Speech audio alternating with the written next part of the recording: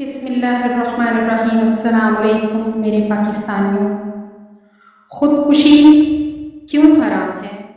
کیا تمام مسائل کا حل خودکشی ہے؟ خودکشی حرام ہے۔ بجلی کا بل زیادہ آ جائے، خودکشی۔ گھر میں غربت ہے، کھانا نہیں ہے، خودکشی۔ خودکشی حرام ہے، حرام ہے، حرام ہے۔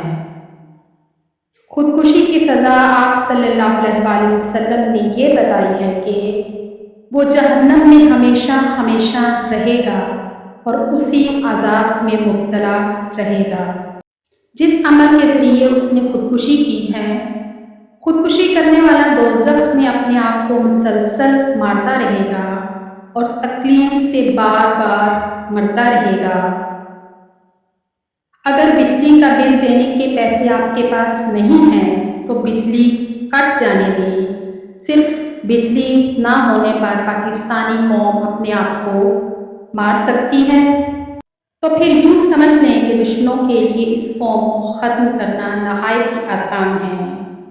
تھوڑا برداشت کرنا سیکھیں، حالات سے مقابلہ کریں۔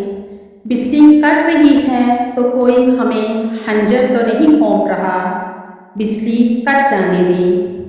الحمدللہ آپ کے پاس ہاتھ ہیں، پیر ہیں، دل ہے، دماغ ہے، قوت ہے، صلاحیتیں ہیں۔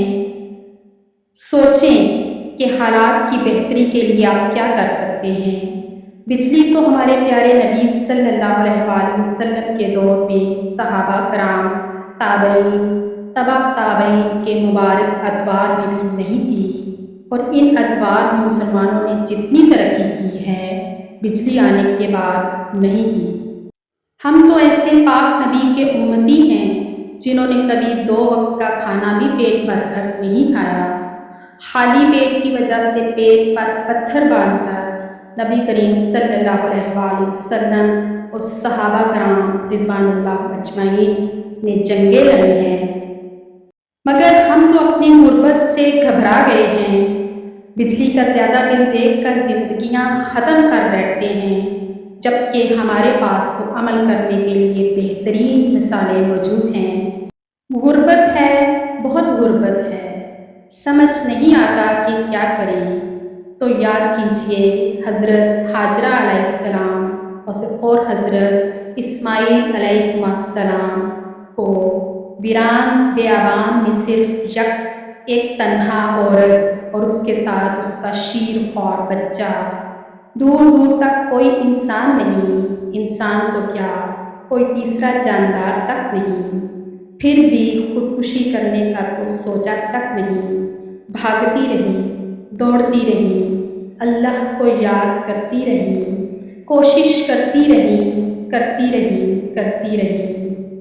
پھر انتہائی درجہ کی کوشش کے بعد معجزہ رونما ہوا اور بلکتے ہوئے اسماعیل علیہ السلام کے پیروں میں جبرائیل علیہ السلام کے مارنے سے زمزم کا چشمہ پھوٹ پڑا۔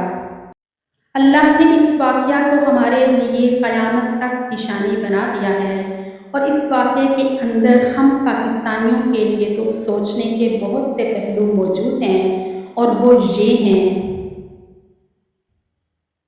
خود زندہ رہنے اور اولاد کو زندہ رکھنے کے لیے اللہ کو زبان اور دل کی گہرائیوں کے ساتھ پکارنا، اور عملی طور پر بھی انتہائی جدوجہد بھاگ دوڑ کرنا نہایت ضروری ہے۔ رزق ہمارے ہاتھوں میں بیٹھے بٹھائے نہیں آ جاتا۔ جہاں پہلے کبھی تنہا صرف ایک ماں اور شیر خوار بچہ، تیسرا زمزم کا مبارک پانی تھا، اس جگہ پر لوگ پانی کو دیکھ کر آباد ہوتے چلے گئے۔ اللہ نے پانی کو اپنی ایک نشانی بنایا ہے، یعنی جس جگہ پانی ہوتا ہے وہی جگہ آباد ہو جاتی ہے، اسی جگہ رزق بھی آ جاتا ہے۔ ہمارے ملک میں الحمدللہ سمندر ہیں، دریا ہیں، نہریں ہیں۔ جن لوگوں کے پاس غربت کی وجہ سے کھانا پینا نہیں، وہ پانی کے ان قدرتی خزانوں سے فائدہ کیوں نہیں اٹھا سکتے؟ پانی سے تو لوگوں کو رزق بھی ملتا ہے اور روزی بھی ملتی ہے۔ چلے سمندر دریا کے قریب آپ نہ جا سکیں تو کیا گھر کے اندر ہی آلو پیاز لگا نہیں سکتے؟ اڑتے کبوتر چڑیا یا کسی حلال پرندے کو پکڑ کر نہیں کھا سکتے؟ یعنی آپ کا رزق آپ کی آنکھوں کے سامنے اڑ اڑ کر آ رہا ہے، تب بھی بھوک کی وجہ سے خودکشیاں ہو رہی ہیں۔ یاد کیجئے کہ بنی اسرائیل بھی جب فرعون کی غرقابی کے بعد ایک میدان میں ٹھہرے تھے جہاں کوئی چیز بھی نہیں تھی، تب اللہ نے ان کے لیے پرندوں کے گوشت کا ہی بہترین انتظام فرمایا تھا۔ کیا آپ حلال پرندے پکڑنے سے بھی قاصر ہیں؟